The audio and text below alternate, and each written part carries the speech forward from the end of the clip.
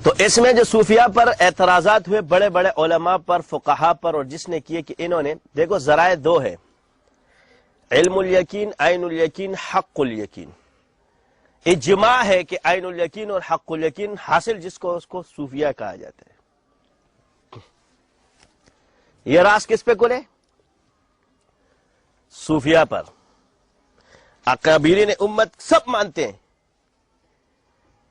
بشر حافی رحمت اللہ علیہ کے بارے میں امام احمد بن حنبل ان کے ادب میں کھڑے ہو جایا کرتے تھے، اور بشر حافی رحمت اللہ علیہ جب آتے تو شاگردوں کو، حالانکہ اس وقت شاگرد کو تقلید کرنی چاہیے، اور یہ نظام آج تک چل رہا ہے کہ شاگرد استاد کو الٹی الٹی باتیں پہنچاتا ہے۔ ادھر بھی شاگرد نے اعتراض کیا، دیکھنا چاہیے کہ استاد نے جو ادب کیا تو میں بھی کروں، الٹا شاگرد استاد کا استاد بن جائے، یہ آپ کیا کر رہے ہو؟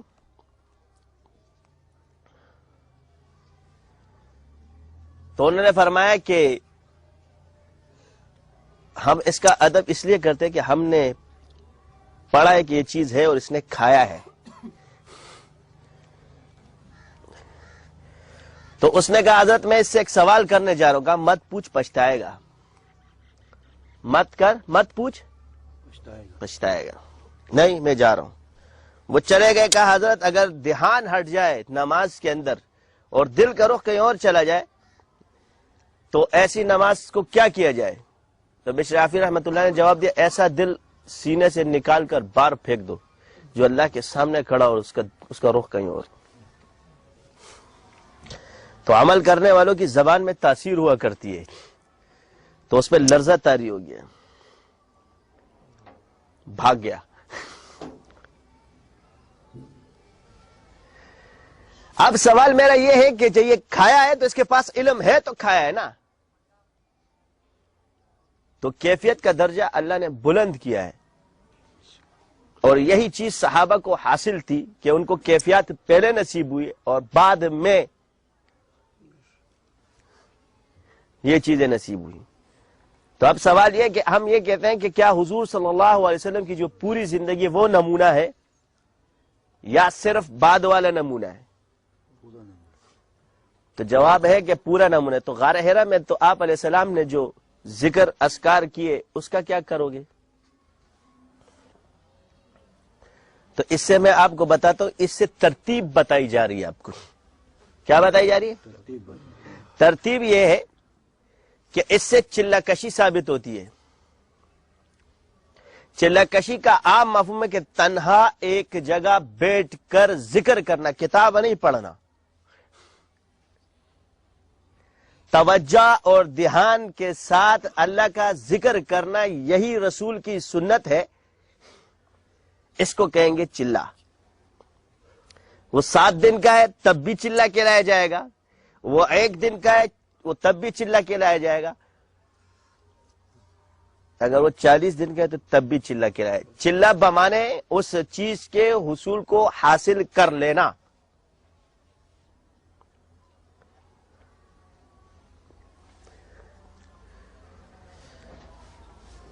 تو پچھلے صوفیہ کیا کیا کرتے تھے؟ جنگلوں میں جا کر کے اللہ کا ذکر کرتے تھے، اور نفس پر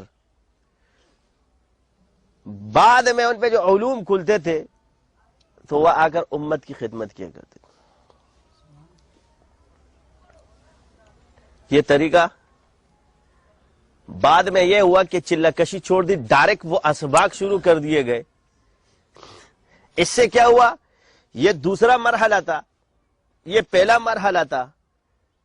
تو پہلا مرحلہ چھوڑ کے جب آپ بچے کو ڈائریکٹ دوسری چیز کرو تو اس نے تو بیمار ہونا ہے نا، اس کی طبیعت تو خراب ہوگی۔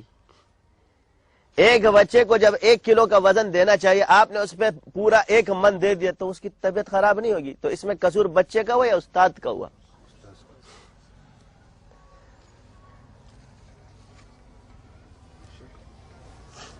یہ ترتیب چلی، پھر وحی آئی۔ بعض آ کر اشکال کرتے یہ کہا، تو آپ علیہ السلام کے سامنے ایک نور کا گولا آتا تھا۔ کیا آتا تھا؟ العلم نور ہے۔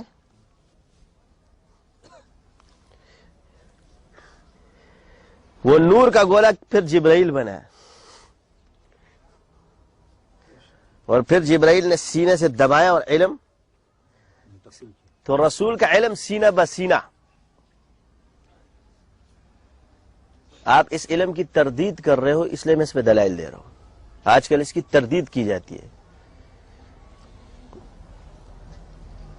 اس سینے کے علم سے کتاب وجود میں آیا.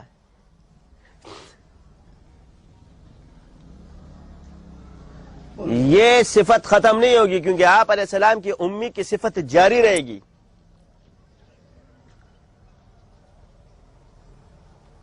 تو اب اتنے ڈھیر پھیل گئے، کس کو مانے؟ اصول پہ چلو، ساری لڑائیاں ختم ہو جائیں گی.